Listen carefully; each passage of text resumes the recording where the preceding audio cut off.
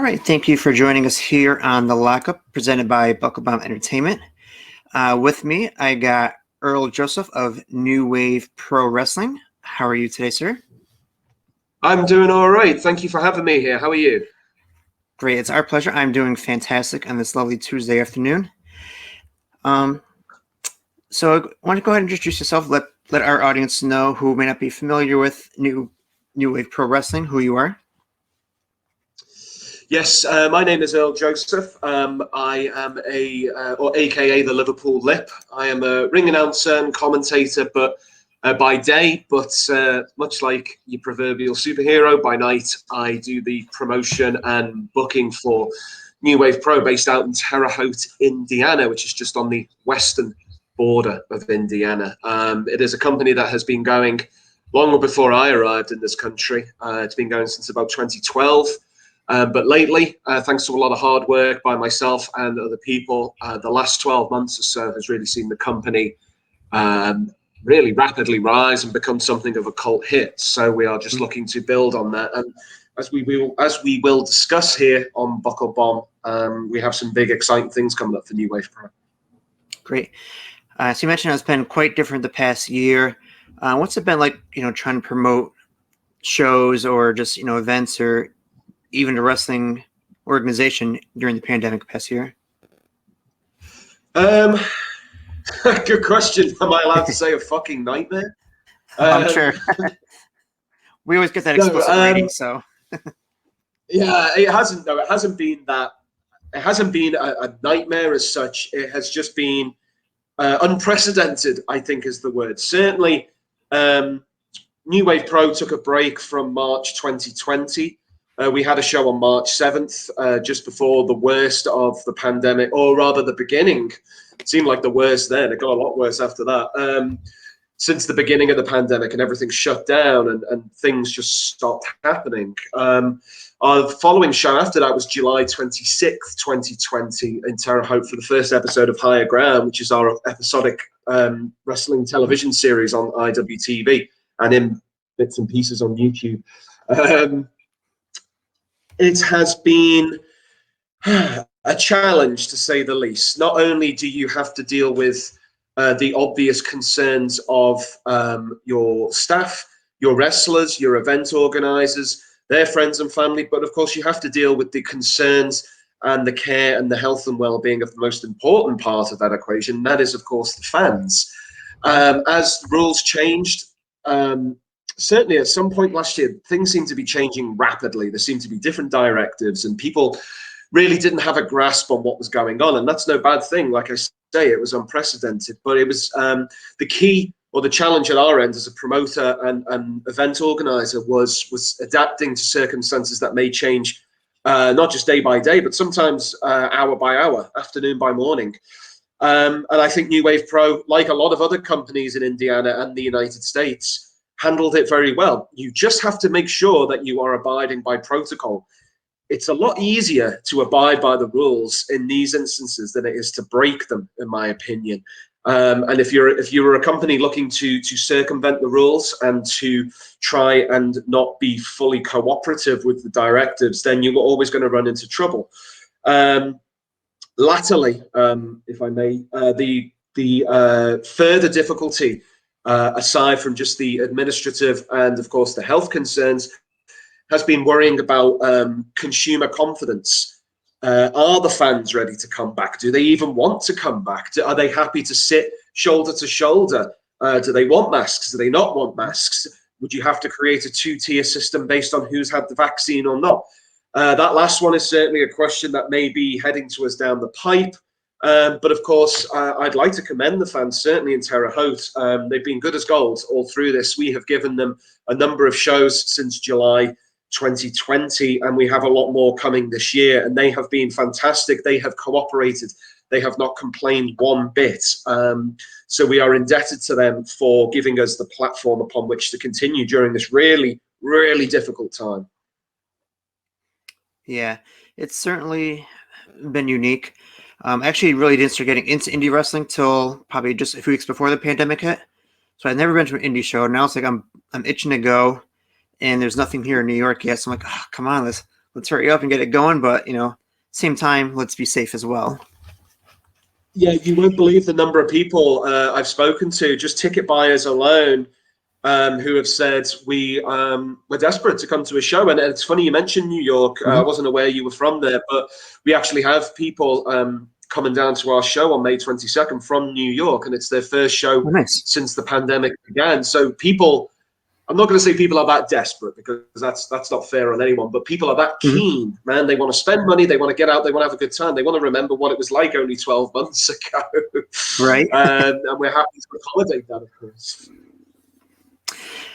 So we're recording on a Tuesday here, and last night, I don't know if you caught Monday Night Raw, but Humberto Carrillo had gotten injured doing like a sunset flip over the top rope, powerbombed Sheamus right onto his own leg.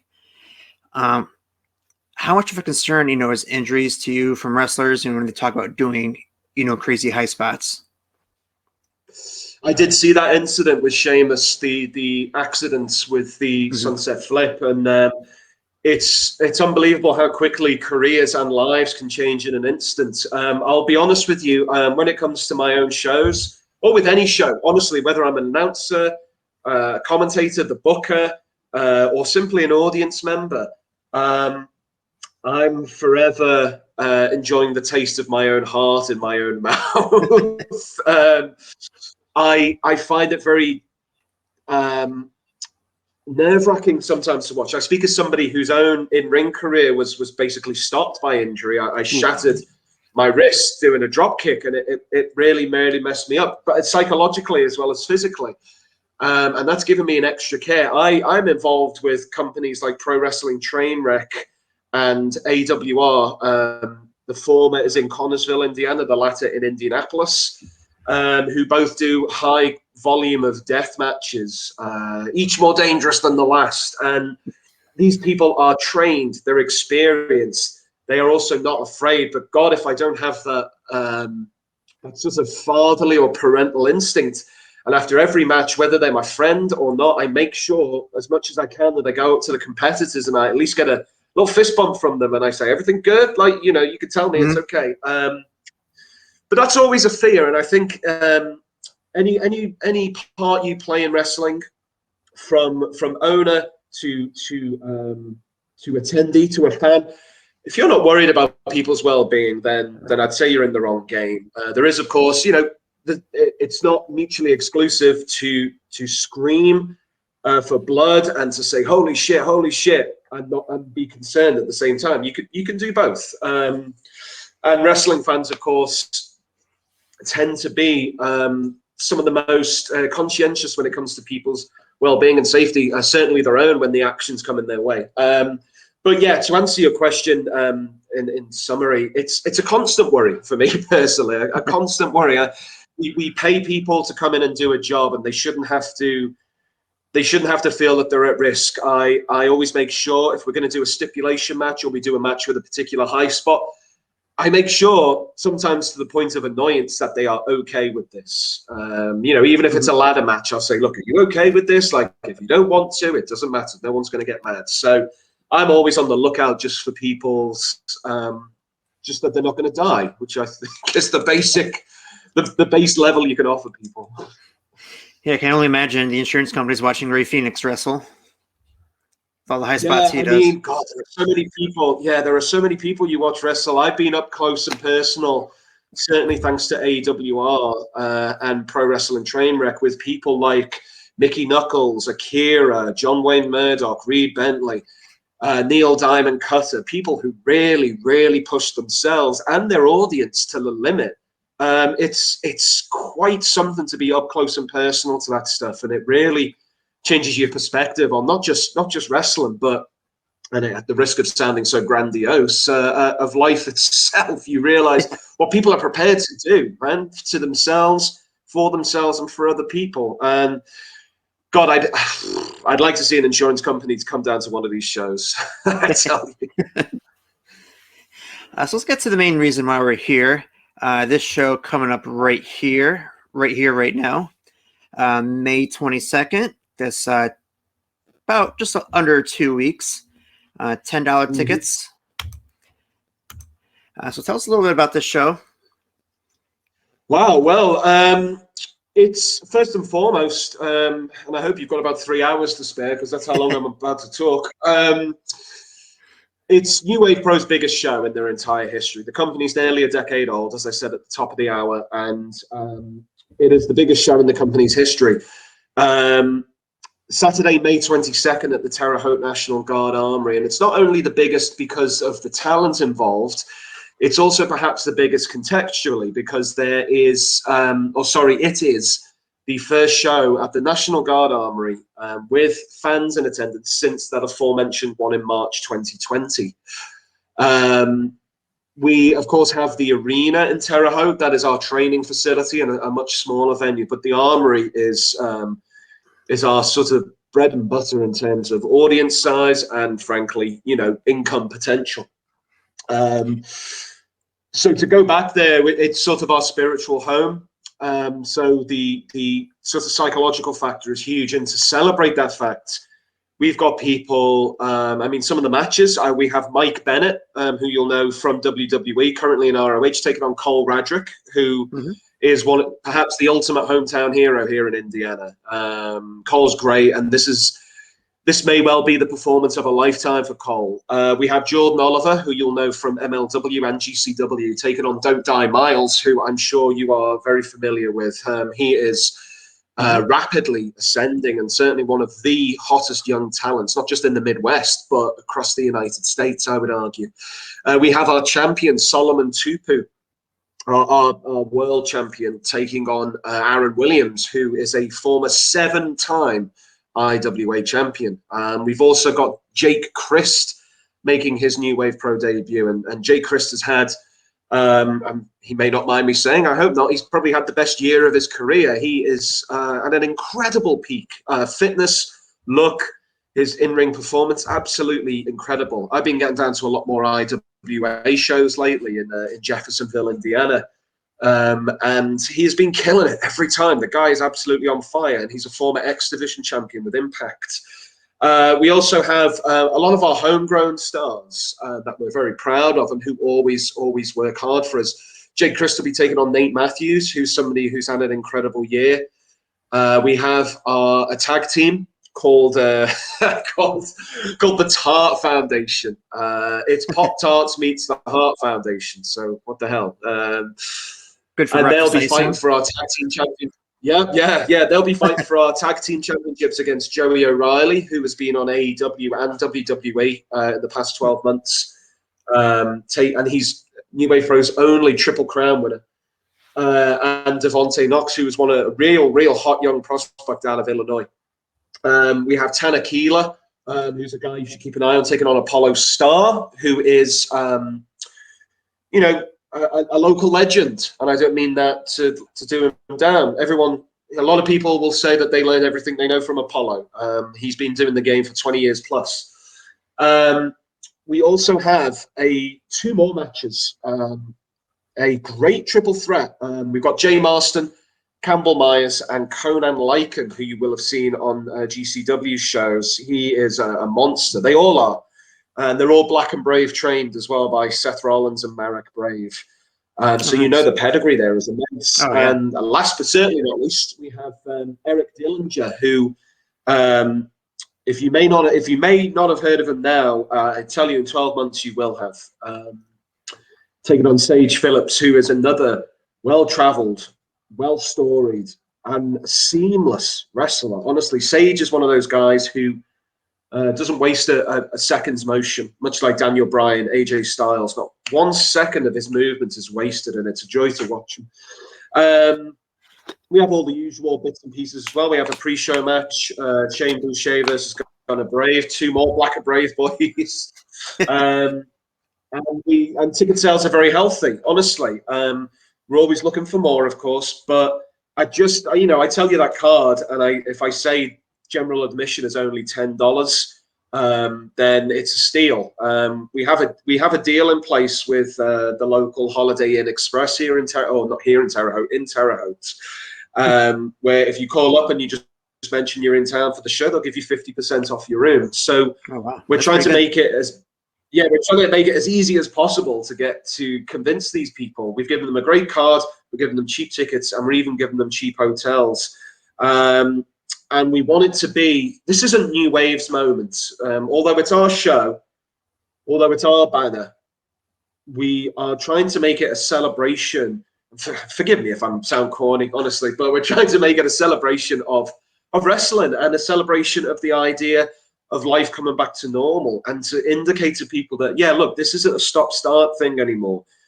People are coming out the other end of this crisis, and we're going to make it as fun as possible for you. And if you're not convinced by any of that, then fuck, I don't know what to say to you anymore. Yeah, I definitely think we're, at least on the very back end, because, you see AEW announcing they're going on tours to other cities now. You hear WWE's making plans right around SummerSlam to do the same. So, while exact dates may not be for sure, but definitely we're on the tail end. Yeah, I was fortunate enough to be at WrestleMania this year down in Tampa. I did a couple of shows. Nice. I was commentating for Flophouse, Crab Wrestling, and Zawa from Indianapolis, Maryland, and Illinois. And we got tickets for Mania, and it was a relief to be in a crowd again, and I never thought I'd say that. So what was it like being in that crowd, WrestleMania, the first big event with the fans back in it? Was it really high energy? Yes, it was. I went to night 2. I was working the show on night 1, I think. I was also drinking a lot that week. But it was. I mean, honestly, it was intense. The sense of the palpable sense of anticipation and, dare I say, trepidation. People were feeling out for themselves what life used to be like once more. But the fireworks go off, and you see the pirate galleon on the end, and they have the drones making lights, and then Randy Orton's music hits for the opening match, and it was exciting. And look, I'm 35 years old, but I don't mind admitting that I felt like a kid again. And by the main event, I was shouting myself hoarse watching that triple threat between Reigns, Bryan, and Edge. I was really going for it, and it was nice to just shed that skin that we've all been wearing for these past 12 to 15 months. It was so nice to feel that again. And long may it rain. There's still a long way. Things just don't switch overnight. It took us long enough to understand the dangers of the pandemic, and it's going to take us long enough to understand the security of normality again. But as you and I have been saying here, we both see a light at the end of the tunnel with it. Hopefully, things like WrestleMania are just the start. I hope to be going to a baseball game tonight, the first home game for the Indianapolis Indians, and their first home game with a crowd again since March. So let's see how that goes. And, in a couple of months, I'll be telling you how much I hate being around people again. Yeah. Yeah, we're home to the Syracuse Mets here where I'm from. Baseball started back up. I haven't been to a game yet just because there's still the threat of snow a little bit, but finally starting to warm up. Yeah. Man, the weather in New York seems crazy sometimes. Worse than Indiana, I tell you. It's been like upper 50s like during the day, but it's been creeping down to the upper 30s at night, so it's crazy. Yeah, it is a bit. It's May, isn't it? Yeah. Usually it's starting to get warm by now, but it's just a little bit of a delay, I guess. So first thing I noticed when we look at this poster here, it is Mike Bennett. You mentioned there's been a couple other big names. What's it like when you have someone like Mike Bennett who's been at the top level come down and work at New Wave Pro? Oh, it's an honor. It's an honor, let me tell you. And it's not the reason the reason this circumstance came about is because Mike Bennett, who has been really, really working his arse off on the indies, with people like Dan House and with people like Effie in recent weeks. He went on Twitter, which is where all the action happens in wrestling, let me tell you. And he literally said, I want to wrestle Cole Radrick. And Cole, while being a bigger star than ever while growing and growing with each match and with each booking and each state he goes to. He was trained at New Wave. He has a long, long history with New Wave. And we were the company that felt best placed to put that on and give it the treatment it deserves. Mike Bennett has been extremely receptive, very easy to work with. He's somebody who is trying to prove a point, not to the wrestling world, but to himself. The last couple of years, as is my understanding, I don't have any inside track, but I believe the last couple of years with his former employers may have been slightly difficult for a number of reasons, personal and professional. But it's not for me to talk about as such. And this latest journey he's going on is something to behold. We also have him doing a pre-show seminar with a number of people. We've got people coming from Missouri, from Ohio, from the South to do this seminar because they know the caliber of talent afforded. And him and Cole are going to tear the house down. It's going to be something that I will. Seeing it live will be something for me as a promoter. I dare say I might have a tear in my eye because everything's come together. And I would only ever urge people to watch it on TV when it's made available. In similar terms, Jordan Oliver and Don't Die Miles came about in much the same way. Jordan went on Twitter. His account is currently suspended. But he did say, he said, "I want to wrestle Don't Die Miles." He specifically said that. Again, Miles is one of our guys. We have seen him have hit a career peak. He has strapped a rocket to his own back. And that journey began in July 26th, 2020, when he started his feud with Nate Matthews at New Wave Pro. And now look at him. He's having people like Jordan Oliver, who recently fought Nick Gage for the GCW World Championship. Jordan Oliver's held championships in MLW, and to have our guys noticed by world-class talents, world travel talents, is something else entirely. And it's exciting for New Wave, and it's exciting for Cole, and it's exciting for Miles, because this isn't a peak. It's not downhill from here. This is only the beginning. Cole will take his experience with Bennett and move on even further. I dare say it will get eyes on him in the big leagues, and it's same for Miles and hopefully for me. Yeah, when you have some big veterans in the game saying, "Hey, I want to work with these guys," it's quite the eye opener, and it shows that the hard work you've been doing is paying off. Yeah, absolutely, and to be able to be best placed to do that, anyone with the right sense could have booked Miles Oliver and Cole versus Bennett. But we are lucky. We are very, very, very fortuitous that we just happen to have history and an established friendship and working relationship with these two of the best up-and-coming talents in the States. And long may it continue. I honestly, I'm excited for my friends, which is what they are, as well as colleagues. I'm excited for my friends and colleagues to have these opportunities, and I wonder which of our guys is next. Who knows? You may have Jacob Fatu may want to take on Solomon. Someone may ask to face Conan. Yeah. Someone may ask to face Nate Matthews. Bring it on. The more the merrier. It's an open invitation, honestly. If people want to wrestle our guys, then come down and do it. Yeah, so I can't wait for it to come on IWTV. I'll be certainly be glued to TV when that's debut.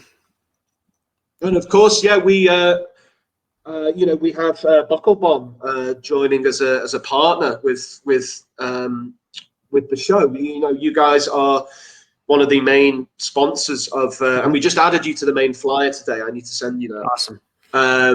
Yeah, we look forward to working with you guys for many events. Yeah, no, it's good. I said the fans were the lifeblood of the industry, but it's also people like yourself. Where not only are you a fan enough to start a podcast, but you're a fan enough to put the information out there and to spend time with people like me and countless others talking about what they do. And without people like you, without your enterprises, it would be a lot more difficult. So it's logical to want to work together and form those bonds. And I hope that New Wave Pro and Buckle Bomb will have a very advantageous friendship and commercial relationship until we get sick of each other. And hopefully that takes a long time, if ever. We do have a couple guys on our Bugabomb team that are from Tennessee, so they might be able to come out to a couple shows. I know one of them's hoping to make it out to the May 22nd one. What other shows do you got coming up? Absolutely. If they do, just let me know, and I'll make sure I give them the treatments, so to speak. Absolutely. Do you have any other shows coming up that you want to promote? Yes. So away from New Wave Pro, like I said, I work for a number of different companies that I've name dropped. I work for Pro Wrestling Trainwreck, which is run by the son of Ian Rotten of IWA. They are up and coming, real intense company with great storylines, great wrestlers, and they have on Friday and Saturday, this Friday and Saturday, 14th and 15th in Connersville, Indiana, at the Axel Rotten Memorial Hall. We have the Southern Sickness Cup. It's going to be 2 nights of just gratuitous violence. So if that's your bag, honestly, if that is your thing, if you like death matches, if you like Murdoch and Bentley and Bobby Beverly and Otis Kogar and Atticus Kogar and Herzog and Neil Diamond Cutter and all of those people, then get your ass down to Connersville Friday and Saturday. There aren't many tickets left.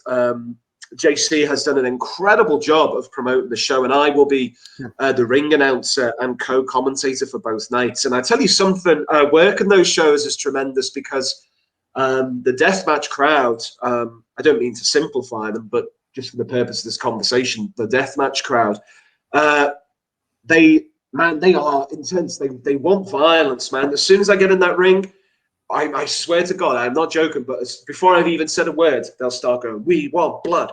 We want blood." And man, the guys in the back at PWT, they give them it. So that's going to be eye-opening, and I can't wait to sweep up 2,000 light tubes worth of glass. But that's what you get when you just start out. Yeah. I also work for a company called AWR here in Indianapolis. They have a show on June 13th at the Emerson Theatre, but I think more attention should be drawn to the super show that's happening at the Marion County Fairgrounds here in Indianapolis, where AWR over July 9th and 10th, so that's Friday, Saturday, Sunday. AWR, No Peace Underground, ICW, and Paradigm are all coming together to host 3 days worth of shows. So that's that's gonna be wild. It's gonna be something. AWR are hosting the Asylum Deathmatch tournaments. They've confirmed people like Nolan Edward, Casanova Valentine, JJ Escobar, Mickey Knuckles. So again, real experienced, or a mix between experienced deathmatch wrestlers and some really hot up and comers. I'm fortunate enough to be known as the voice of AWR through my ring announcing duties, and I'm looking forward to that because it may well be the biggest crowd I've ever played. It will be live on IWTV, so I'm currently in the midst of trying to lose some of this COVID weight before I go live on TV. Just get the right camera angle, you'll be all set. Yeah. If I just get a bulldog clip and put it on the back of my neck, it might thin me out a bit. I'm trying to think what else. Probably a ton. New Wave will be doing a couple of road shows in June and July. And I also work for companies like Grindhouse, and I'll show you an example of what I mean. These are my dates just for the next 8 weeks or so. I know, yeah, I work for BMFX up in Lafayette, Indiana, Grindhouse down in Jeffersonville. We've got some festival dates. I like to keep myself busy. I hate standing still, and I hate having too much time to think. I'm a doer rather than someone who likes to dwell on things because it makes me feel ill. So. I know what you mean.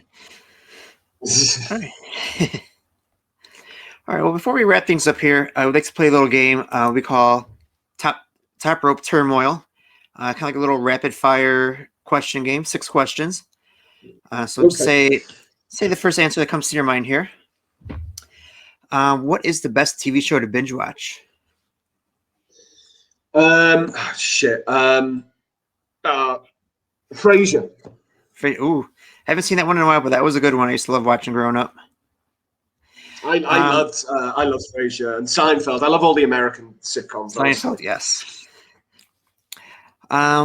What show would you love to host a wrestling event in that you have not been to? Oh God. I think that might be too political a question. No. Honestly, I love just to take myself out of the independence a bit. I'm sort of an upper echelon. I love MLW. Huge fan of MLW, and have been watching it since. I mean, I watched their first run back in 2002, Mm-hmm. when they had Funk and Raven and CM Punk and Candido and Mike Awesome and Jerry Lynn, and they used to do MLW Underground. So when they came back in 2018 or 2017, I've watched every episode since. So MLW, I'd love to announce or commentate for them. Nice. What's one non-wrestling hobby that you have? I make my own music under the name Chemical Billy. Okay. What kind of music do you play for that? It's kind of like I try my best to rip off mid-90s Beck. Okay. So, stuff like Loser, Devil's Haircut, Where It's At, those kind of songs, with, ranging results. Right. What's your favorite food to order in restaurants? Man, I tell you what, steaks in this country. I haven't had a bad one yet. It's an American staple, but I'm a huge fan, and I don't know if this is bad form or not, but I love Outback. Outback's the best, man. They are one of the better chain steakhouses. I can say that. What show should we check on IWTV for New Wave Pro? Ooh, good question. I'm gonna break the rules here and give you two answers. Okay. Okay. Well, allowed to. I will say, yeah, I would watch. Oh man, that's a very good question because there's a lot that we've done this year. Trust me, there is a lot. Let's go with See You at the Crossroads from January of 2021, where we had a tournament to crown a new Crossroads Championship, which is our secondary title, much like the Intercontinental. Some great varied matches there, and a lot of matches, about 14, but trust me, it's worth it. And secondly, I would say that we have a mini series called Rogue Nation. It's my little pet project. I filmed it, edited, commentated, got all the guys together, and it's trying to do this underground feel. I'm a big fan of very sparse, minimal aesthetics in anything, but particularly wrestling. So Rogue Nation has no entrances, it has no music. It's just people in an empty arena, much like Raw Underground was trying to do late last year, or whatever happened to that, I don't know. But it's only 25 minutes an episode, and it's got these weird references to Space Ghost Coast to Coast and all this obscure music I like. So if you're a sort of, if you're a person like me that bridges the gap between Gen X and millennial, and you like all that stupid shit from Cartoon Network and mid-90s rock music, then you'll love Rogue Nation. But in all seriousness, I suggest watching it because I think that type of stuff, even post-pandemic, really does indicate some way forward for the future of independent pro wrestling. So yeah, pretty much the late 90s, early 2000s Adult Swim, pretty much. Fans of that. Yeah, but with half-naked fellas cavorting around, which has its positives. Yeah. All right. So last question: if you got to commentate one dream match, what's that match? A dream match that's already happened, or one Either or. that hasn't happened. Either or. Okay, I mean, one match I'd love to call would be anything between Mike Awesome and Masato Tanaka. You know, everyone who's sort of vaguely into wrestling in a real sense knows those two had a great series of matches. Mike Awesome's just one of my absolute favorites of all time, and is very, very, very sorely missed. For a match that's yet to happen, I don't know. I think this isn't a cop-out. This is a genuine answer, but I would like to call at a New Wave Pro show, Don't Die Miles versus Cole Radrick. I think the two of them would really, really, really beat the shit out of each other while putting on a really, really high-flying athletic performance. They are both incredibly athletic, and they put someone like me to absolute shame. And I think it would be so intrinsically back and forth and exciting that to be able to call that on the fly would be a real test of my abilities as someone who never shuts up. But that would definitely be a good match to call. Hopefully we can get that one to happen. I was going to say, yeah, I'll have to put a note in my phone and try and get it done. All right, well, Earl, thanks for joining us here. Where can our fans find you, or New Wave Pro, or anything else that you want to promote? Myself, I'm on Twitter at the Liverpool Lip. New Wave is at New Wave_Pro. And you can find us on Facebook by just putting Earl Joseph and New Wave Pro. You'll know who we are. New Wave Pro has an Instagram, but Michael, the owner, deals with all that. And look us up on IWTV. Honestly, we have certainly from July 2020, we have some really, really good shows, and all of those shows from July up until the one on May 22nd, they all follow a continuous thread. It's not just shows for their own sake. For the most part, there are stories that keep these things together.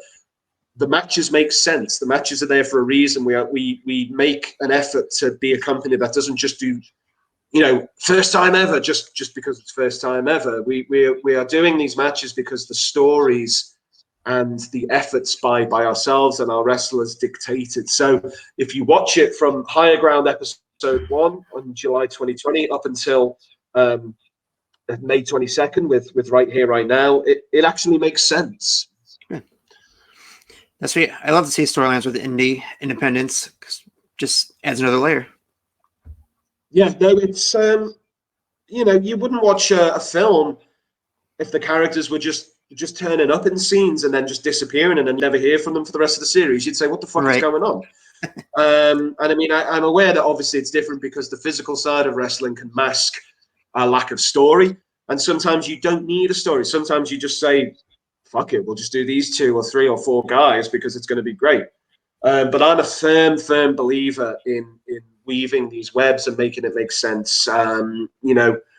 Don't grimace when I say this, but one of my idols in wrestling is Vince Russo, because for whatever you want to say about that guy in hindsight, in retrospect, 1, you're still talking about him 20 years later.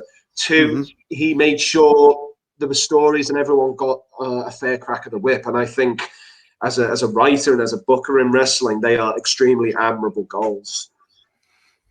Yeah, and he's still getting interview requests, so he did something right. Oh, Russo's the man. He just doesn't give a shit what anybody thinks. I wish I had that level. Yeah, I wish I had that kind of detachment from it. He still does what he wants to. But it's only hindsight, and I think a lot of people who criticize Russo tend to be 20 years old and probably weren't alive when David Arquette won the title. So, yeah. All right. Well, thank you for joining us here. We hope to have you on again in the future. Yeah, thank you, Sarah. Thank you for this platform. And of course, like I say, we've got a good partnership from now on. And thank you for letting me guest. And I love the setup you have. And I'm sure you will have a lot more success as time goes on. Well, thank you. Have a great rest of your day, everybody. You too. Thank you. Bye-bye.